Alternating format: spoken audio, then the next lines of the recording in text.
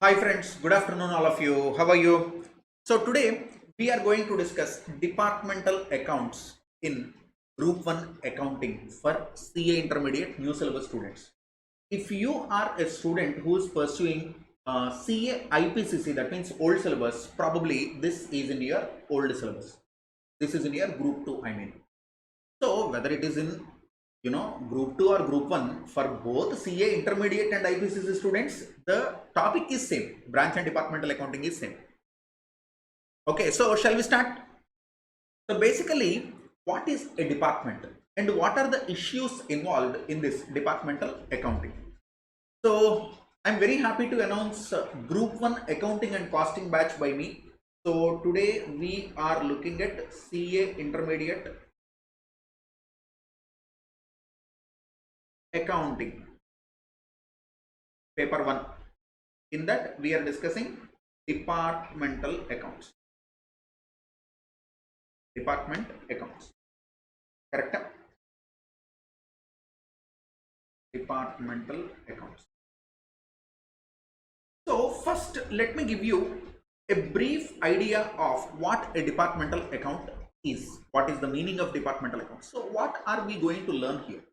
Imagine, I'll tell you a simple story, okay? I'll tell you a small story. Whether it is accounting, advanced accounting or costing, I'll teach in my way so that you understand the concept. So imagine there is one gentleman, Mr. A. So he's a businessman. He started a bakery 20-25 years back and he accumulated a very good name. So he is a reputed, he's running a shop or an outlet of reputed bakery. Premium products he used to sell. There are so many number of customers, very loyal and dedicated customers. People come from distant places to buy products from him. So he wants to retire. And he has two sons. They are Mr. X and Mr. Y. So A asked them to take care of the business. This is the business. What is this business? Bakery. But history is the proof. Highly successful father, sons will be there, whether they are people with common sense, intelligence or no. At a point of time, they will fight. Okay, so from roadside stories till Reliance Industries, we have so many examples. So father is smart enough. He predicted that there could be some potential problems. So what he said is, Mr. X, you take care of production.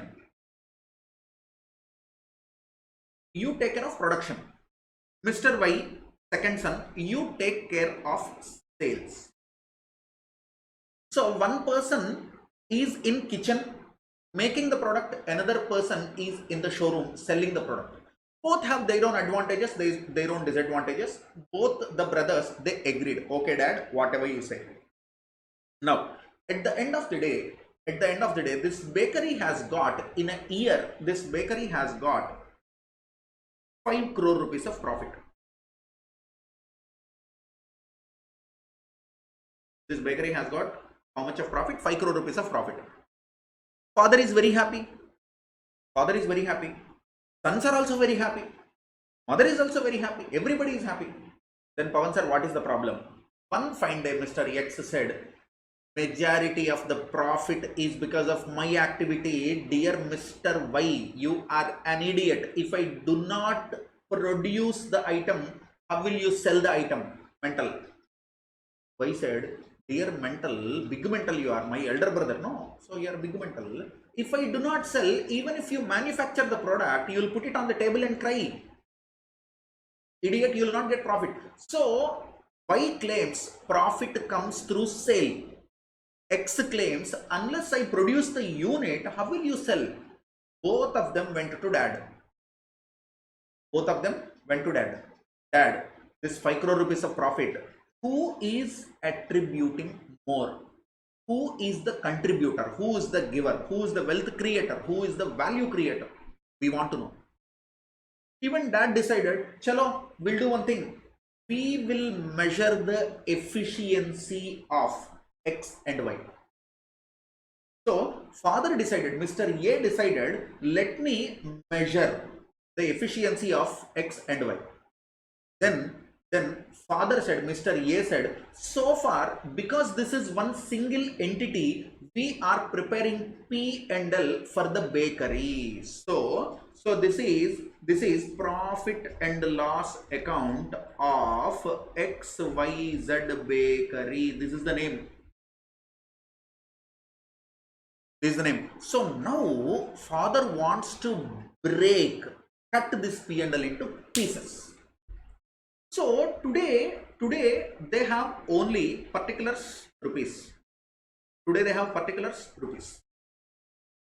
Father said, if it is so, I am unable to understand anything. Why can't I make this column for X, this column for Y?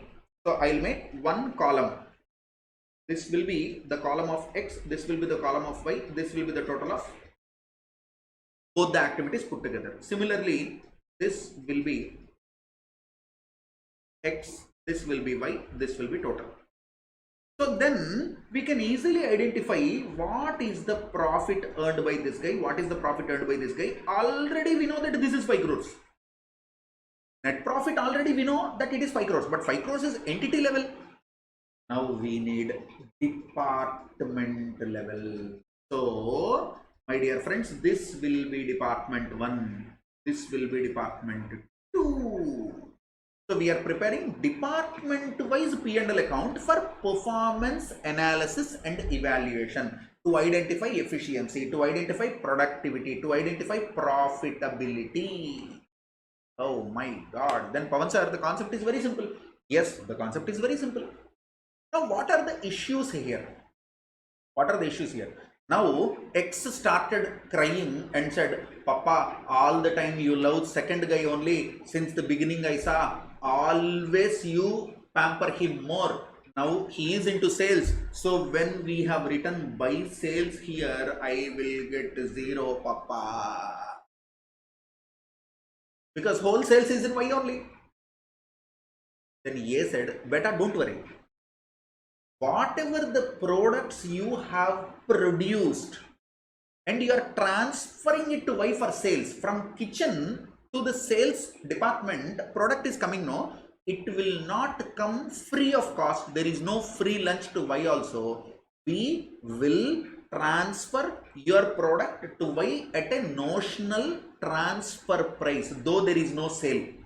So they have decided department X, whatever the products they produced, they will give to department Y at a transfer price. This transfer price can be cost. This transfer price can be market price. This transfer price can be cost plus agreed profit.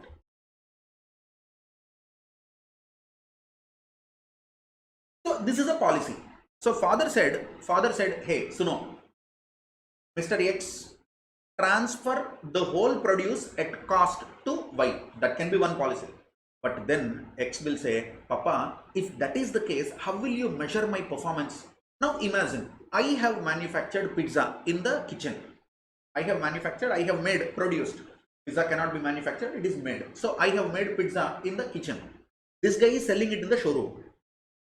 Now imagine if this guy is a trader, department Y is a trader, he has to buy it and sell it. So if he buys this pizza, he is selling at 400 rupees, but there should be some fair market value. So if he is buying it from outsider, he has to pay 300 rupees. No, ask him to pay same 300 rupees to me. My cost will be 200 rupees. That is none of his business. Why will I work like hell in the kitchen? Why will I transfer it at cost, Papa? Please give me some profit. Then father said, okay. So dear X, you are transferring all the products to Y at a fair market value. Then X is happy. Then Y will say, if it is at a fair market value, rubber manda, why will I buy from you? I will buy from market only, no? You are my elder brother. Show some mercy to me. Why are you screwing my happiness? Papa, ask him to consider now, Papa. Small kid I am. Then dad said, okay, chalo, if that is the case, we'll do one thing. Take cost of Mr. X is 200 rupees. We'll add some profit. Okay, 25% profit. Both agreed. Okay. Then 250 rupees, the product will go from X to Y. So there are three models basically. One, the product will be transferred at cost. Two, the product will be transferred at market price, fair market value. Or three, the product will be transferred by the sending department, selling department, to the receiving department, to the buying department, to the purchasing department at cost plus agreed amount of or percentage of profit. These are three models. Now student will say, Pawan sir, makes absolutely perfect sense. Makes sense. We are able to understand. Correct. Whatever Mr. A is doing for both his sons is correct, unbiased. Very good. Now where the issue comes? The issue comes in two situations. One, this is a building. In this is the chicken. No, not chicken, kitchen. Ta-da. This is sales area. This is sales area. So in the sales area, tables are there, chairs are there, you know, some nice interior is there, AC is there. Okay, now this building is taken on rent and we pay 1 lakh rupees. But when the owner has given this to Mr. A, the owner has given this property to A for running his bakery, for running his restaurant. Owner will never tell for kitchen part this much rent, for sales part this much rent, for washing this much rent, for bathrooms this much rent, for parking this much. No. This is the property.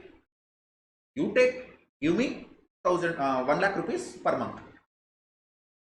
Now Y said, Anna, we'll do one thing. 1 lakh rupees is the total rent, no? Common expenses, joint expenses. You take 50,000 share. I will take 50,000 share.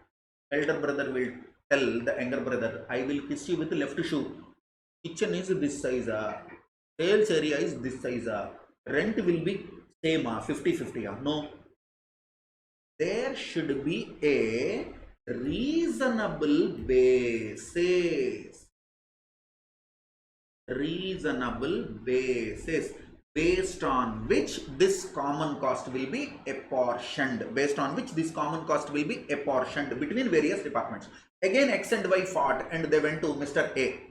Papa, 1 lakh rupees is rent na papa. How much this 1 lakh, how this 1 lakh is to be apportioned between, you know, X and Y. We need to put rent 1 lakh you have put here, to rent 1 lakh you have put here. How much to X, how much to Y? Then father said, hey, for everything, don't worry, okay? My Huna, I am there, I'll tell you properly. Then father said, this kitchen occupies 30% of total area, sales area occupies 70% of the total property. So out of 1 lakh, 70,000 to sales, 30,000 to kitchen. Now both of them are happy, because if I am X, I am happy because I am consuming only small portion, small benefit, and small share is given to me in the cost. I'm happy. If I am Y also, I'll be convinced, yes, I'm using more premises, I have to pay more rent. Makes sense. So it can be based on square feet occupied. Out of 1000 SFT property, this guy is using 300 SFT for kitchen. This guy is using 700 SFT for sales area. So it is apportioned. So issue 1 is there will be common expenses which are incurred for department 1, department 2, and so on up to department N jointly. How will you apportion that between departments is the question. There will be some reasonable basis. For example, Pawan sir, staff welfare expenses we have incurred. How can that be apportioned? Simple. How many number of employees are there in department 1? How many number of employees are there in department 2? Based on number of employees. Pawan sir, electricity bill came, Pawan sir. What will you do? 10,000 rupees electricity bill came. Simple. There will be some basis. You put either, separate submeters you put, or you measure the consumption, or you understand the nature of your machines, who is consuming what kind of power. You can arrive at the cost centers. Pawan sir, if I cannot do that, if that cannot be done, 10 rooms are there. 4 rooms are used by one department, 6 rooms are used by another department. So apportion that in 4:6 ratio. That's all. So the biggest challenge here is you need to arrive at a common, justifiable, reasonable basis for apportionment of common expenses, and you need to document it. That will be something like your policy. All the departments will agree on it. So the head office or the father, you call Mr. A in my example, he will apportion rent in this ratio, salaries in this ratio. Sometimes what happens, there are certain specific expenses which are incurred by that department only. Some specific expenses which are incurred by that department only. For example, in the kitchen, there are 10 workers. Whatever salary you pay or wages you pay to this 10 workers, you don't need to apportion between kitchen and sales area. No? Similarly, servers are there. There are 15 servers. Waiters will be there. Delivery executives are there. If there is a delivery executive, if I am paying sales commission, why will I apportion it to kitchen? Use brain. No? So simple. Every department will have 2 types of expenses. One, my individual separate expenses, and my share in common expense.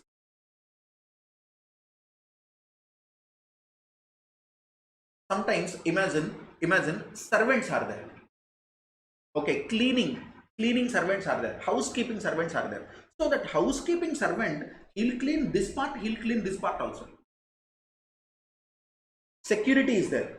Security, they will take care of this part, they will take care of this part also. Common lighting is there. So these are the verandas or corridors where common lighting is there. Will be enjoyed by kitchen and sales area also. So my separate expenses plus my share in common expenses, both put together is my. All these things will come in my column. So in my column, what are all the things will come? Either it is my own individual separate expense or my share of common expense. Now preparing P&L is easy. That's all. Nothing more. So issue 1 is there will be common expenses. How will you treat it? Second thing is department 1 transferred goods to department 2, but on the date of balance sheet, ladies and gentlemen, still that inventory is lying in the godown of department 2. Raw materials are not yet consumed or finished goods are not yet sold by department 2. So what is the drama? Department 1 sold goods to department 2. Okay, department 2 couldn't sell it to outsider. Okay, that is unsold stock, closing stock. But department 1, 100 rupees product plus 20 rupees loading profit you call, for 120 rupees you have sold it to department 2. When you prepare P&L account entity wise, in your inventory, there is what? Unrealized profit. This is what we call stock reserve. Pawan sir, this we have already studied in our foundation also. Yes, same concept. So whatever the value of inventory is, into profit margin divided by transfer price is your stock reserve. That's all. So this stock reserve, you will pass a reverse journal entry to reduce the profit, to reduce the inventory. Simple. P&L account debit to stock reserve. This you will pass on 31st March. Next day, 1st April, you will reverse this. Simple. So what is issue 1? How to deal with common expenses. What is issue 2? How to calculate stock reserve and how to account for it. That's all. If you understand this, 90% of departmental accounting is over. I really do not know why students are really scared of accounting. Probably I'll tell you one thing, okay? Accounts is the easiest thing you can do. Now Chintu will say, no sir, this is advanced account, sir. You don't know, sir. Seriously, do you think this is advanced accounting? Beta, only name is advanced accounting, but inside your advanced accounting, whatever is there are basics only. A student will say, you are teaching for the last 2500 years. Pavan sir, you are born along with Jesus Christ 2020 years ago. For you, it will be easy only. We are born yesterday only, no? For us, it is advanced only, no? Okay, beta, whatever it is. Simple account. So, shall we do one problem? Sir, already problem? Yes. One problem we'll do this session. Remaining we'll see in the next session. Let us go to illustration 1. Okay, before that, copy this. Calculation of stock reserve. Put the heading calculation of stock reserve. And then copy the copy the formula. Put the heading calculation of stock reserve. Stock reserve is equal to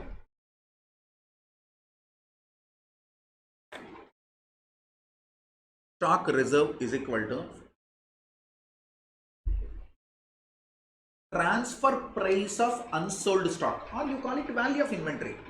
Transfer price of unsold stock, inventory, transfer price of unsold stock into profit included in transfer price divided by transfer price. Transfer price of unsold stock into profit included in transfer price divided by transfer price. Okay, you have recorded. Then write down in the next line journal entry. Journal entry. Journal entry. Under that, write down step 1, creation of stock reserve. Journal entry, creation of stock reserve at the end of the current period. Creation of stock reserve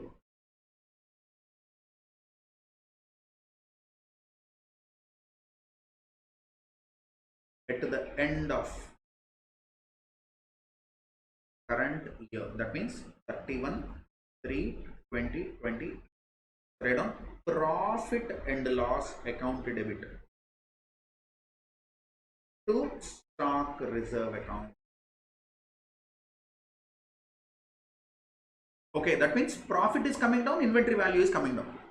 Simple. P&L account normally shows credit balance, no? When you are debiting P&L, you are reducing profit. Stock normally shows debit balance, no? Inventory, you are reducing. So in balance sheet, what will you do? You know, in balance sheet, you will show it like this. In balance sheet, inventory 125 rupees minus stock reserve 25 rupees. Outer column 100 rupees you will show, which is cost of this particular item. This is as per accounting standard 2. As per accounting standard 2, you cannot include profit in inventory, no? That is the reason you are showing it cost. Inventory is to be shown at cost or NRV, whichever is lower. That is what we are doing it here. Because it includes unrealized profit, I am chopping it off. So what is the journal entry? P&L account debit stock reserve. How it will be shown? In the balance sheet, you will write inventory, transfer price value, subtract stock reserve, then it will come to cost price. P&L account debit stock reserve account. Write down. Being, write down narration. Being unrealized profit is eliminated from inventory. Being unrealized profit is eliminated from inventory. Being unrealized profit is eliminated from inventory.